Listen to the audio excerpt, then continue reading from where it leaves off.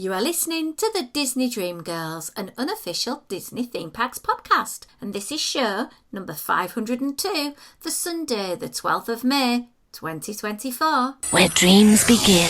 Hello and welcome to this week's Disney Dream Girls. My name is Michelle Young, and together with my jolly good chum Jane Phipps, we are your guides to the place where dreams begin. Hello there, Jane. Hello there, Michelle. And it's kind of a bit of a birthday vibe at the moment because as this goes out, it's my Molly's birthday. It is. And then tomorrow it's your birthday. It is indeed. Happy birthday. Thank you very much indeed. I am looking forward to celebrating at the end of the month with you. Yes. We have a burlesque evening planned, don't we? We do. It's going to be a bit of an epic trip because as I travel down to you, stay with you, the following day I am getting in the old roadster and driving down to see Caroline. So I'm going to have such good fun. Yeah, busy, busy, busy. Busy, busy, busy. And a bit like this week's show, busy, busy, busy, busy. I do want to take a minute though because tomorrow, 13th of May, I am going to be doing random acts of kindness in remembrance of my Jaffa Cake loving friend Marla Chan. She says goodbye, or her family do, on the 13th of May. It's her funeral. So to turn things round, I am going to be spreading pixie dust as wherever I go all day. Whilst at school, I'll be incredibly busy, but I will be bringing in some little treats for my pupils, my colleagues, and perhaps some random people I might bump into at the petrol station. I might just give them a random bunch of flowers. Aww. I think that is something she will look down on and appreciate because she was all about spreading the good of Disney. Yeah, and I think that's, as you say, Michelle, a very apt way of remembering her and keeping her memory alive. Jane, you have some history. Yeah, we've got one for the 12th and a couple for the 13th, actually. So, yeah, 12th of May, 2009. I don't know whether you ever visited this, Michelle, but 2009 saw the closure of the Virgin Megastore at Downtown Disney. It opened in 1997 and was at the time was the 11th Virgin Megastore. We don't have record stores anymore, do we? We do. We have one in Bradford called HMV. His Master's Voice. But they're not like they used to be, are they? Oh, They used to be all over the place. I actually remember going to the Virgin Megastore. I think I've got photos of trying on silly hats to do with Nightmare Before Christmas. And I think Molly may have bought Camp Rock on DVD from the Virgin Megastore. Why would I keep that information in my head? That's the more important question. Why does Jane remember ridiculous bits like that? Because Michelle does the same, because I remember my Mecca on a Saturday afternoon. I used to have a Saturday job in Leeds, another big city nearby us.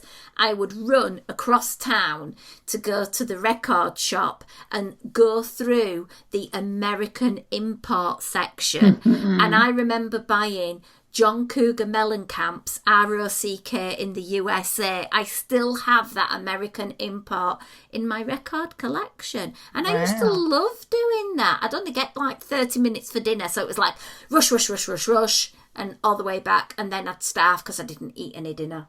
The joys of a Saturday job, eh? Kids today don't know the bar. The hassle of having to actually walk to a shop to buy a record. I know, everything just comes to them nowadays, doesn't it? No mind. Times they do a change. So talking about times, let's go back to the 13th of May. We'll go back to 1971. Oh, my mum was busy that day. Was she? She was busy that day. Was something happening that day, Michelle? Yeah, she was trying to prevent Michelle being born in an ambulance because she was being moved from one hospital to another. Oh, bless her. And I think at one point they nearly had me delivered on the ambulance floor, but she held out. So I was actually born in a hospital ward in the right place, as you should, rather than the floor outside Hyde Park Terrace in Leeds, which is no longer there. Oh, there you go. But anyway, Disney, 1971, 13th of May. Elton John visited Disneyland for the very first time during his second US tour. And then he went and performed at the Anaheim Convention Centre the following day. As you do. As you do. Well, whilst in Rome. Yeah. And all that, isn't it? I wonder what rides he rode. I don't know. That's something. I'm going to Google that later on, and I'm going to find out what Elton John thought of Disneyland. Was he a person who went for the thrills and spills of the Matterhorn, or was he more sedate around Fantasyland? I bet he loved It's a Small World. And was there such a thing as VIP back then? And did Oh yeah. Did the Plats tour him? Yeah. Did he get escorted or? Yeah. Interesting. So we're going to stay with Disneyland though. We're going to jump forward to 1992, and this was Fantasmic. Started in 1992. New nighttime fireworks and, as they called it, the visual hydrotechnic show. With Poshua, 22 presentation featuring fireworks, live actors, water effects, fire, music, boats, decorated rafts and projections onto large mist screens that took place over the rivers of America. And of course, it's due to come back pretty soon, isn't it? It is following indeed. The little fire incident last year. So yeah, that's rather appropriate. There you go. Yes. I gather there's been a telephone call this week, Jane. Oh, they hasn't they? Yes, it's the second quarter earnings call. So it's not that long ago that we had one of these calls, but that was to do with the annual shareholders meeting, which I think was February, March time. And now this is the actual second quarter. So this is where they report on how well off financially or not the Disney company are doing. And this, of course, is the Disney company as a whole. It's not just the parks that we're interested in, but it's also all the film and TV side of things as well. It just makes me think back to Dad's Army. Don't panic, Mr. Mannering. Don't panic, Mr. Mannering. It's what probably the CFO, Hugh Johnston, was sort of saying about as he's predicting these lower demand for theme parks through the rest of this fiscal year. And he's sort of, Bob Iger's going, don't panic. There's still plenty of bookings. It's looking like this healthy growth. Don't panic. Yeah, right, Of course. We've seen your panic, Disney. It's a weird one because what you have to remember, guys out there, is that the film side of things, the Disney Plus side of things, isn't doing as well as it once did. And unfortunately, for the film side of it, they kind of get backed up by the profits that are brought in by the parks. The parks are actually bringing more money than the film side does. So when the film side isn't doing very well, it can have a bit of a big impact across the board. I think on the day the share price dropped almost $10. Yeah. So let's just think of it. You're making a film. It's like Toy Story 87. You spend a lot of money on it. Nobody goes to see it. But in the theme parks, you sell a cupcake that probably costs 65 cents and you're selling it for $7. Why is that then? Yeah, it's a tricky one. I know they're trying to say that we're hitting this bit of a lull because it's kind of the antithesis of the revenge travel that we saw post-COVID.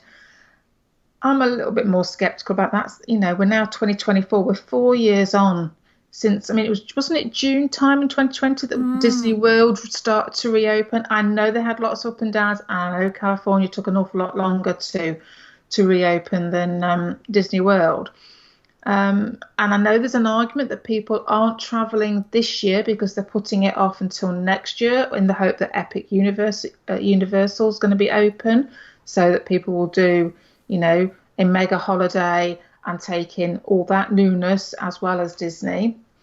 But it's expensive at the moment, isn't it? Like you say, $7 for a cupcake, ticket price is constantly going up. Don't even then start to talk about the likes of Genie Plus and Lightning Lanes and Glued to Your Phone and stressors and cost of living. Yeah, it may be more than just a reaction to the post-COVID boom.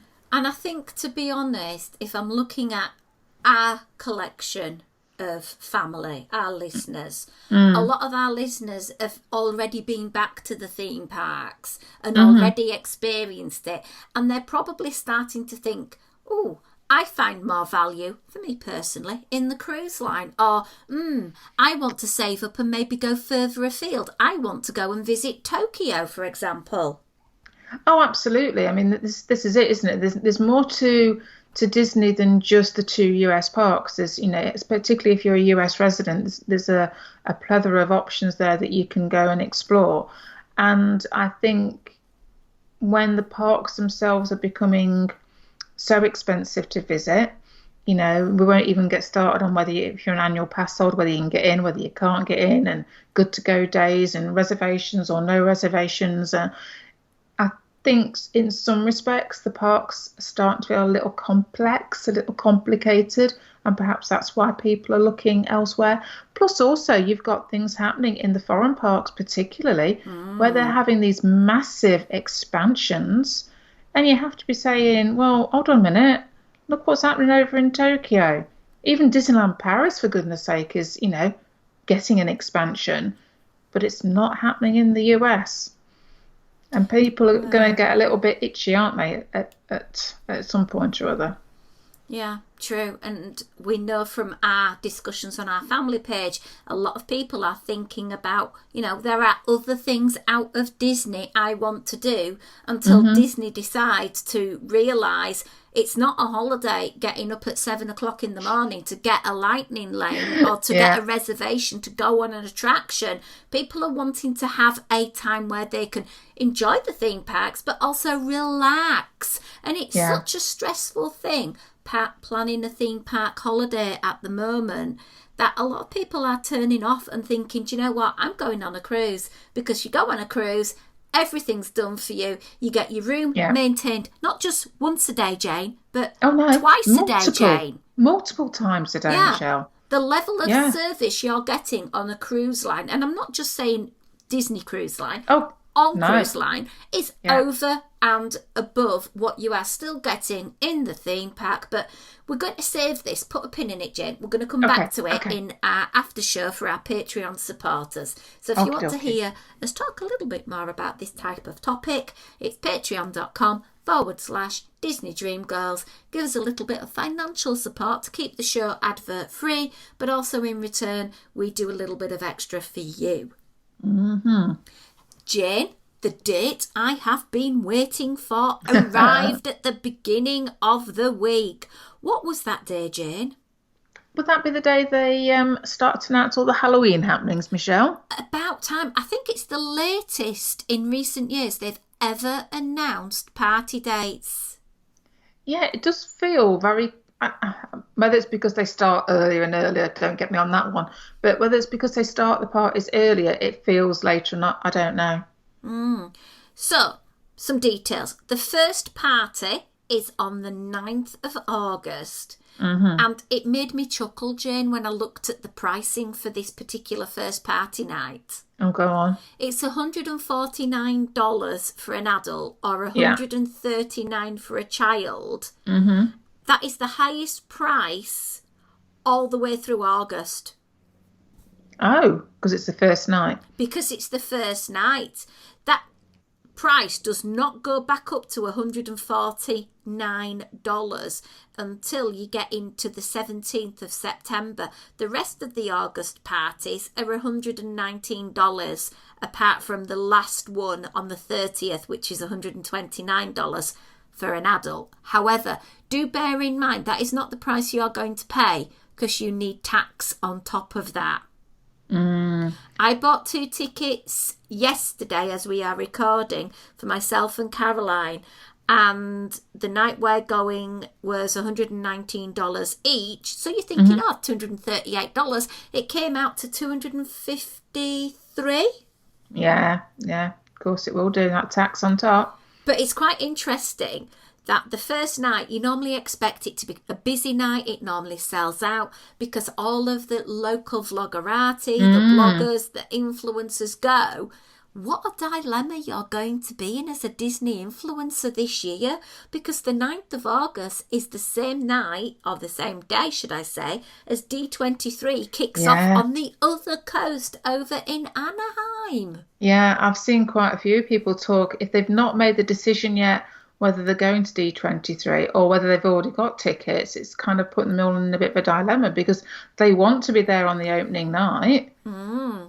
But also, if they're in the West Coast, then they can't be in two places at the same time. You're going to have to Yeah. pick your battles, aren't you? Pick your And TARDIS. and also that element, Michelle, I'm sorry, but 149 down to 119 when you're paying X amount tax as well. It's £30. That's a big difference. Yeah. Is it not just worth holding out? So I used my noggin. I was trying to work it out. We arrive in Orlando on the 14th. So technically the first party we could go to was the 16th, which is a Friday, $119. But I kind of thought, if they've been to D23, that might be a busy one. That's the third night. So we're leaving it till the 20th in the hub, which is, it's a Tuesday. It's going to be quieter. That's my thought process. Party nights tend to be Tuesday and Wednesdays, Tuesday and Fridays, all the way through August. And then in September, it sort of changes a little where we've got a Monday and a Friday. Then it goes to Sunday, Tuesday, Friday. The nights are getting a bit more pricey. You're seeing ticket prices of up to $149. And obviously the big price ticket ones are coming in October. The price hops to $169 to $199 per person. Ouch. And it will sell out on Halloween. Yeah, and I can appreciate, if you want to celebrate the actual event, that's the best night to go in that respect, but it's an awful lot of money, Michelle. It is a lot of money. And I really think for this year, people will need to be incredibly on the ball and think about what they want to do to make sure they do it. Now, I've said before, I'm one and done with the Christmas party. I thought I was one and done with a Halloween party. I've done it a fair number of times. I think last year I even did it twice in one trip. Wow. However, it's something Caroline really wanted to do. And at the end of the day, if Caroline wants to do it, if it makes her happy, I am more than happy to, take one for the team and bring home 27 tons of candy, So we've got some things we want to discuss because we have had a couple of emails with regards to Mickey's Not So Scary Halloween Party from our listeners, and Jane's going to try and see if I know the answers. Well, yeah, I'm hoping because, as you say, you've been at the odd couple of times, and obviously you'll be doing your research ready for this year, that you might be able to answer some of these questions for us. So the first one is about PhotoPass. Does PhotoPass work at the Halloween party? If you have got it as part of your ticket package, like we have in the UK, where we buy the 7 or 14-day ticket and you get the Memory Maker PhotoPass as part of it, if you've got it on that date of your party, then yes, completely. If you haven't, you will have to buy it. Right. Simple answer. More expense, yeah. Now I know the answer to this one. The question of do adults get candy? Yeah. Of course. Do you see a price reduction for adults because they can't get the candy? No. The children, I will admit, probably get a little bit more generous sort of candyage in their little bag. But I would anticipate people getting, a fair couple of pound of candy. You get a little gift bag as you're going in. And some people have said, is that sufficient? No, it's not. This is Michelle's way of doing it. You carry that little bag, but every now and again, you top up your backpack with all the candy and just carry the little cute one that Disney give you out. And that way you get more. Absolutely, because you want to get your value. Now, different people argue, well, I could just go down to X named supermarket and buy all the candy. Yes, you can. But going and running round and having that fun of getting all the candy is fun. And there's other things you can do if you don't want to do that. There's the parade, there's the fireworks, there's the cadaver dance, which I have yet to see, so that is my must-do.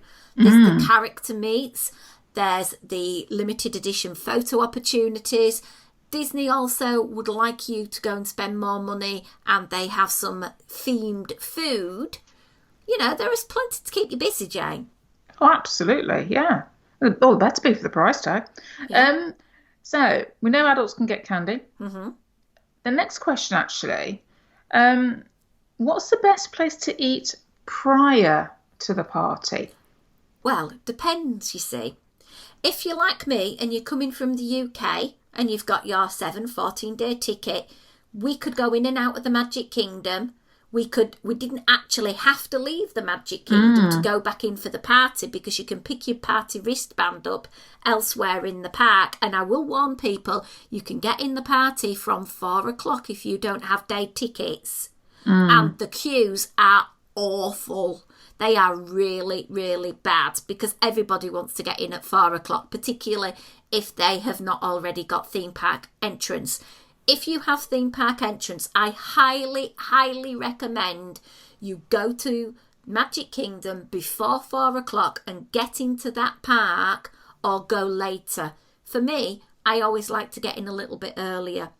Now, you've mentioned about the best place to eat prior to the party. My way of thinking is I'll probably have an early morning at a theme park, go back to the resort, maybe have some pool time, maybe have a shower.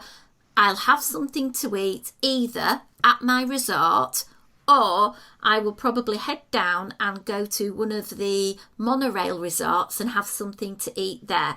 I highly recommend Captain Cook's at the much, much loved Polynesian. You can go over to Geyser Grill over at Wilderness Lodge. You could go to Contempo Cafe. I personally wouldn't. It's not one of my favourites on the monorail loop.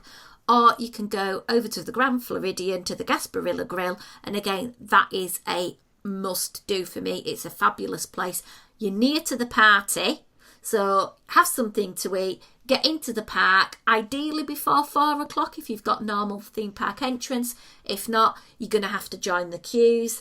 I would not eat in the park myself, because I want to make the most out of my party time.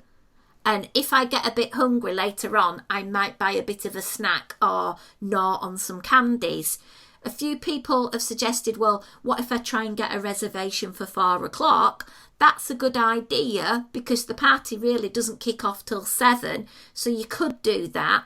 But if you're on a limited time trip to Walt Disney World, you want to be using that time from 4 o'clock onwards to be going on the attractions rather than eating. But again, it's your park day. You decide what you want to do. But for me, I'd be having something around 3 o'clock-ish, 2:30, and maybe taking something into the party with me to gnaw on later. We might even pick up a waffle or something to have from the Sleepy Hollow.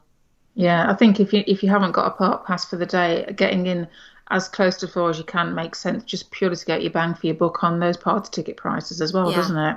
Absolutely. Yeah. So we're in the party. How are we going to know where all the character meets and greets are happening, and where most importantly, where the candy stations are? Absolutely. I have got a guide. I am more than happy to send that out. We don't know as yet, until the first party, where everyone is going to be meeting. Right. My biggest recommendation would be is watch some vlogs from the 9th of August, the first party night, and then select what you want to do, what makes sense for you. Like one year, my non-negotiable was I want a picture with the 7 dwarfs. I remember, yeah. Check, 2 hours, I got it done. Some people like doing character meets like that. I was able one year to meet the entire Winnie the Pooh gang and get a picture with them. That made that trip. And the queue was about 45 minutes because it was later in the day. So characters, candy stations, they will be out in the populace, on the media, 9th of August. Candy stations pretty much stay the same every year, so you can always go back and have a look at last year's if you want to get some ideas of a plan. But you can see them. They have these big inflatable, big sort of stanchion cylinder tube things that look like a candy corn saying treat station. So you'll know. Well, kind of going on from that then, because obviously some of the attractions do host the candy stations. So the question here is that if you've got an attraction that's hosting a candy station, what time do the candy stations open up? As in, do they wait until 7 o'clock for those stations to open up, or are they open early? Because obviously anybody that's coming into the park early on at the 4 o'clock entry time is probably going to want to get as many rides done as they possibly can. Yeah. Thinking of Carousel of Progress, there's always a candy station there. That will be operational till probably at least 6 o'clock-ish. So I would think of, right, which ones do I want to make sure I do? Then it turns over to a candy pickup or a meet and greet station. I think last year they had Elvis Stitch there in one line, and the other line was for candy. And make sure you get to those attractions earlier because the attraction won't be operational. Yeah, so it's a case of do your research, watch your vlogs beforehand, and plan your day accordingly. Yeah, and some of the attractions also do some makeovers for Halloween. For example, there might be something a little bit different over at Space Mountain. One year I remember on Pirates of the Caribbean, they had some live actors. So we'll get more information as it gets nearer and once the parties start. Yeah, okay.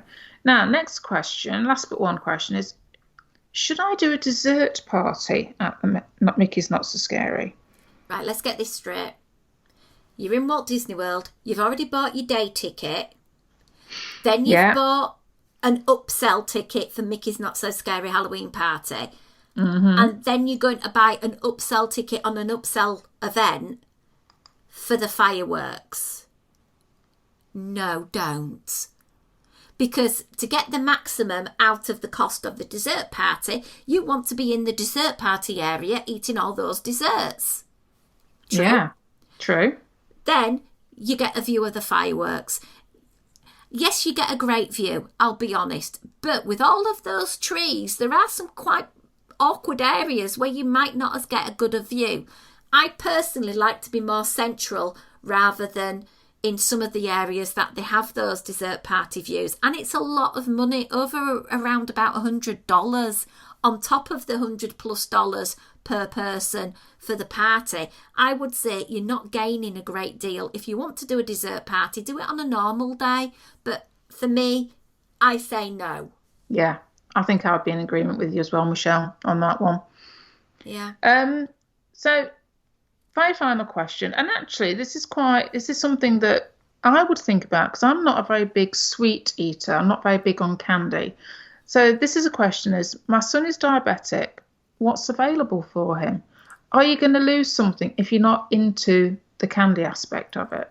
Do you know, Jen, thank you for that question because that is a really important one. Right, so Disney offer the ability for you to go to the treat stations with your family. Your family can get all of their candy, but if you have an issue with regards to eating sugar and you want an allergy product, so whether it's an allergy because of nuts, whether it's an allergy because of dairy, they will give you a token, and this token can be taken to a dedicated spot and they will exchange the token for candy.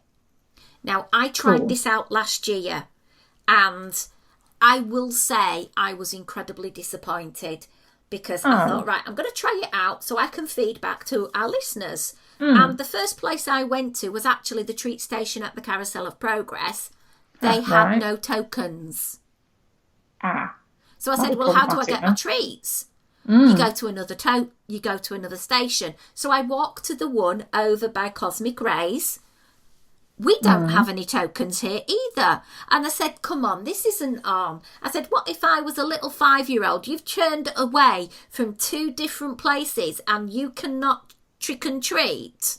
That's not good. Not good, is it? So they took me over to the place where you could get your allergy-free things, sugar-free, whatever. And they have a big picture of all the different things that were available, all the allergen advice, and you picked out what you wanted and then packed it up for you in a little bag.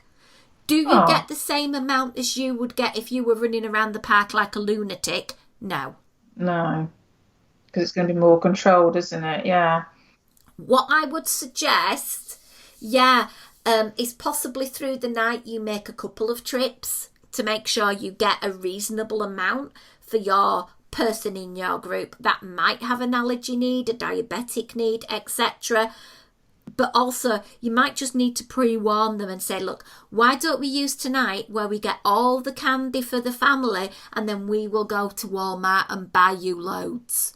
Because you're not going to get it at Disney, I'm sorry. And I spoke to quite a few people who were diabetic who were doing the same thing, and they were quite disappointed about what was available. However, on the flip side, at least Disney do something. Let's be honest, they're doing something. I'll say something's better than nothing, I suppose, isn't it? I think probably because we're so used to Disney being uber good when it comes to particularly allergies and things, it maybe feels a little bit of disappointment when it doesn't quite work as you would want it to. Yeah, absolutely. Right, lovelies, I think that's about it for this week's show. We're going to hop on over to Patreon to do our after show where we're going to talk a little bit more about all of the sort of things that are on our mind at the moment. Patreon.com/Disney Dream Girls. If you would also like to follow us along in our Disney life, you can find us at Diz Dream Girls over there on their Instagram, and you can also join in the fun on our family page, Disney Dream Girls Podcast Family. But until next week, it's a goodbye from me. And bye from me.